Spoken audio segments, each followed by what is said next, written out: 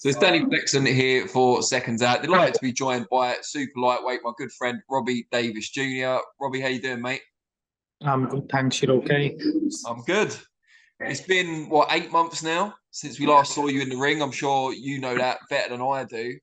After that horrific ankle break suffered against Dara Foley. How are you feeling now? How's the ankle? I know you did an interview with my colleague Eamon recently. You just run a marathon. I'm assuming it's pretty good.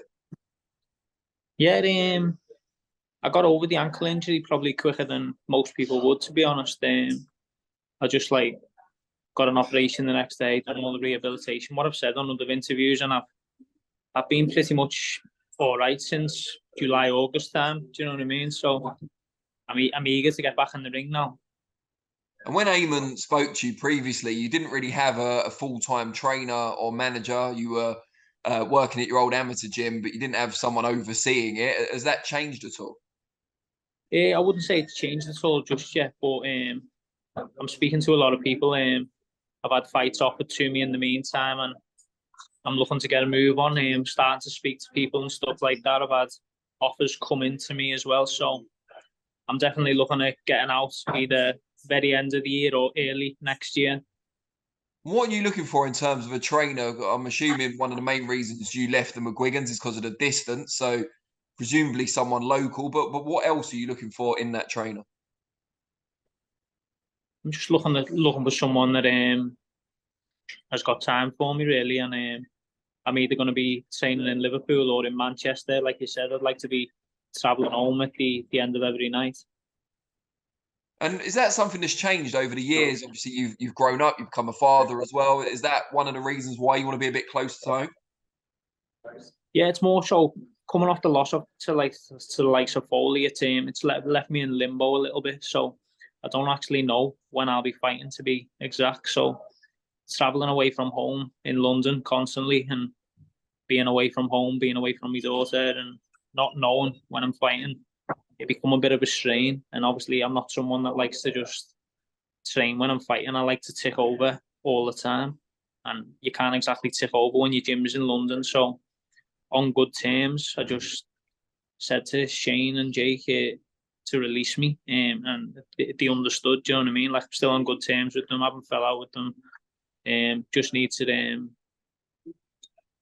be able to base myself from back up home so I can still keep ticking over. So when the phone goes, I know I'll be ready to go.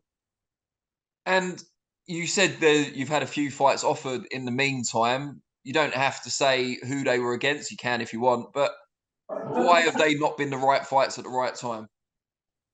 They were the right fights. Harlem Eubank, Lee Eaton got in touch with me. He must have known if he was doing the matchmaking or what. And then I snatched his hand off. I was like, end of the gravy train if he fights me, because I honestly think I'll blitz him. And then about a week later, he announces a fight versus Timo Skorshkov. And obviously it's this weekend now. So I'll be keeping an eye on that, because when he gets out the ring, I'll be having a look at him to see how he gets on. Because obviously I know Timo well, speak to him. And I think if Harlem gets past him, he'll probably want to step up to another level again. And I believe I am the next level up. And Harlem started working with his uncle, Chris Eubank Sr. recently. How much kind of hands-on do you think Eubank Sr. is in that? Or is he just there to generate more publicity? You know what? I couldn't tell you. I haven't looked into it too much detail. I've never ever thought about Harlem Eubank to fight until the phone went and they said they're looking at you for a possible opponent. And then since then, it's him, obviously, because I'm in limbo, and he's got a bit of a spotlight on Channel 5 or with Wasserman. I thought it's an opportunity of an avenue to go down. But then in the meantime, obviously Eddie and Frank and that have been in touch with me about fighting Pat McCormack, which, if you looked at his last fight and my last fight, there's an 18-pound difference from what we both weighed in. And so it was like, you know what, it's like I don't mind moving up for the right fight, but I don't want to move up against someone who's 3 weights above me. And then on the night, God knows what, he'll be heavier than me. Fucking hell, he'll be hitting me and punching holes in me. You know what I'm saying? So, do you think that's your most likely route back to where you were before? Is going in on the right hand side of a bill and upsetting a touted prospect or an unbeaten prospect? yeah, don't get me wrong. I think I've got one loss now too many to be the A side, which I understand because I know the game. But it's how many people are willing to fight me as a B side. Do you know what I mean? When everyone wants to protect their unbeaten runs these days. What's it like, that feeling then of being the one waiting for the phone to ring rather than not having a promotional entity behind you saying, well, it's a Liverpool show, you're on the left hand side of the bill, here's who you're fighting. Now you're kind of waiting, you're at the mercy of other people. Do you know what?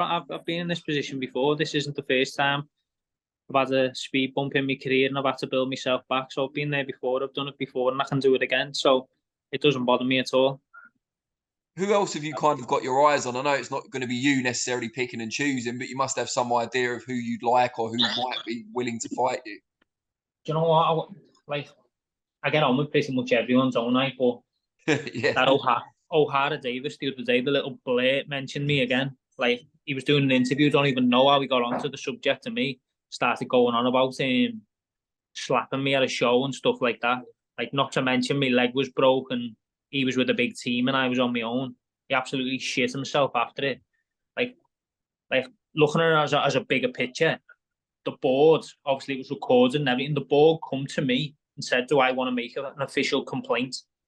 And only that I'm not a shitbag. Like, I could have fucked all his things up, what he's got going on now, if I had to put a complaint and a formal complaint in.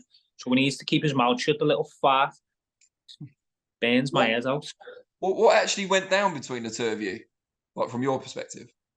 No, we were both at the Manchester show, and obviously whoever sorted our seats, they put us like literally a seat between us, and obviously everyone knows we don't like each other. And I'm sitting there on my own, and then like their team were just like chattering and that, and like honest to God, he wouldn't even look up. He had his head in his phone. He knew I was there, and then one of them said something, and I went, he doesn't say nothing in real life though. He only says something on Twitter, and he started mumbling and went, I called you out the other week. I said, surprise, surprise, you call me out now while my leg's broke. And he went, well, your leg's better now, I'll call you out now. And then someone like started saying, like, where's all this needle? You know, like trying to lighten the mood. Where does all this start from? And I went, because my half fella was dying and he was fucking slagging him off while he was on his deathbed. And it started getting proper heated then. And then everyone jumped up in between us. And as everyone jumped up, he like started to throw his arm around someone and then was happy for everyone to pull him away. A little shitbag. Wow. Well, there's a narrative there, at least, to sell the fight should it occur. He's obviously got this WBA interim title fight against Ismael Barroso, who's been around a while. Probably get himself banged out. Yeah. You think? Because he's shite with southpaws, and I think his 2 losses are against southpaws, so he'll probably get banged out by this one. Would you be disappointed though, in a way, because obviously if that fight's going to happen between you and him, wouldn't you rather it be against a interim world champion? I just always imagine in my head that fight will happen one way or another, whether one of us is winning, one of us is losing, whether we're both losing, whether we're both winning. Like, because over the years we've crossed paths so many times and just missed each other. So that's another avenue there. If I really wanted to go down the phone, I could pick up the phone and start pestering Lee Eaton, because I know that's his manager and I know Lee. And if he thinks I'm such an easy touch, what he always makes out I am, then it'll be a fight they'll make. As much as you dislike him personally, is there a certain amount of appreciation for how he's come back from his defeat, having done so yourself? No, not asked. Not asked. Fair enough. One bit.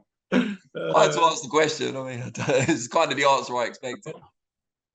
So we've got Ohara Davies, Harlem Eubank possibly after Friday night against Schwarzkopf. Anyone else on your radar?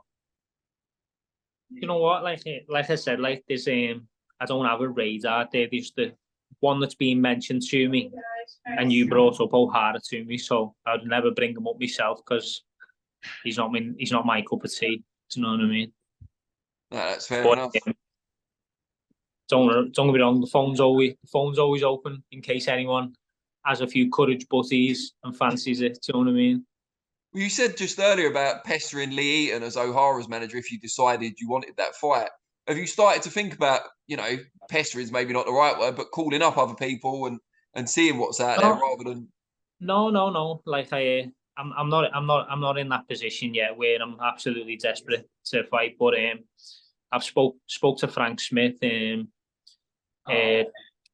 got other people doing a few calls for me as well. So I'm just sitting tight, and like obviously while I'm home, I'm appreciative of actually being home for this long at the moment, because in the last 3 years I've either been in Sheffield or I've been in London, and now I'm back in London. Now I'm back in Liverpool. I'm like, I'm happy. Do you know what I mean?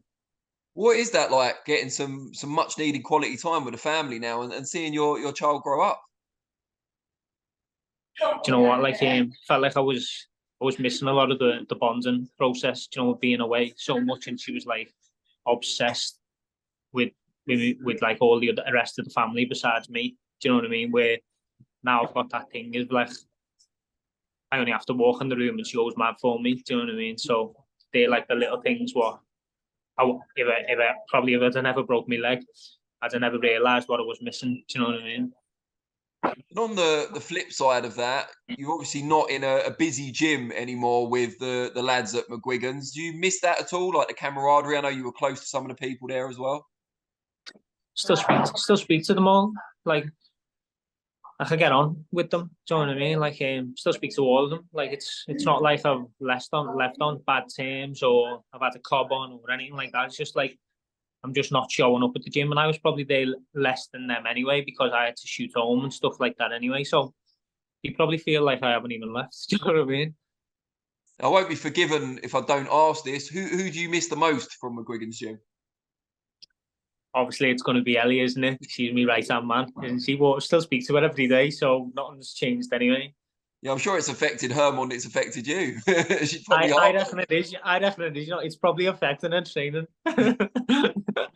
You must be quite proud, just talking about Ellie, you must be quite proud of how far she's come even during your time at McGuigan's. Yeah, definitely. Like I was there when she walked in for a second pro fight, and now I've watched her go on from, I think she got an international belt, then the European belt, and now she's gone on to be world champion. And I imagine by early next year she'll be looking to unify. So I'm very proud of her, to be honest. She's absolutely smashed it. And just for anyone out there that's watching, thinking about bringing you in for a fight or even for a contract on the left-hand side, I know you said you don't think you're in that position, but you never know. What can you say to convince them that Robbie Davies Jr is still, a viable contender at super lightweight? Because a lot of them will have only seen the last fight or remember the last fight, and they'll have their doubts. Well, that's how it is, isn't it? If you do have your doubts, you'll be willing to deal the cards and roll the dice against me. But the only thing is, we're in my position still now. I don't want some kid that's never done anything, never even fought for the British title, about 10, 12 and 0, fought absolutely no one, and then saying they want to fight me. Do you know what I mean? Like, where's that for me? Do you know what I mean? Like, at least if I'm going to fight someone, I want it to be like someone who's now above me in the British rankings, because before that loss, I was like 2, 3 in the rankings, and now because of the loss, I've dropped back down a little bit. Do you know what I mean? Where I only really want to fight the people above me, especially in Britain. Or obviously, if it's an international, I want it to be someone of name who people know. Have you ever come onto the radar of boxer for Adam Azim? Sorry, what's that? I said, have you ever come onto the radar of boxer for Adam Azim? He's been in the same gym as me for his whole career. Yeah, but since you left, have they Only reached out or anything? No, I'm still fucking speak to them every day. That's what I mean. It's like I'm just in the gym with them. It's like I haven't left. I'm not gonna fight Adam. Like, I've literally just been his gym mate a week ago. Do you know what I mean? And like, I don't think like Shane's my mate. I don't think anyone has want to be in that position. Do you know what I mean? And it wouldn't surprise me if boxer would have reached out. That's all. Yeah, no. Like, anyone that knows me, money doesn't rule me. So no big chunk of money is going to think. You just need the right fights, right time, and obviously someone that's like will elevate me when I win. And you said you spoke to Frank Smith at Matchroom. Is Dalton Smith, is that a possibility? That's never been mentioned to me. I get on well with Dalton and his our fella and that, but obviously we know the game. we know we're both the same weight, but that's a fight that's never been offered to me. But Frank, literally a couple of days ago, just said he'll be in touch soon. Do you know what I mean? He's just seeing what the rest of them say. I'm actually going to have to cut this short because I've got to do something right now. Sorry about that. No worries. I've pretty much covered it anyway, but really appreciate your time. And yeah, I hope we see you in the ring soon. Right. Nice one for that, Danny. Cheers, mate. Anytime. Nice one. Take care. Speak soon.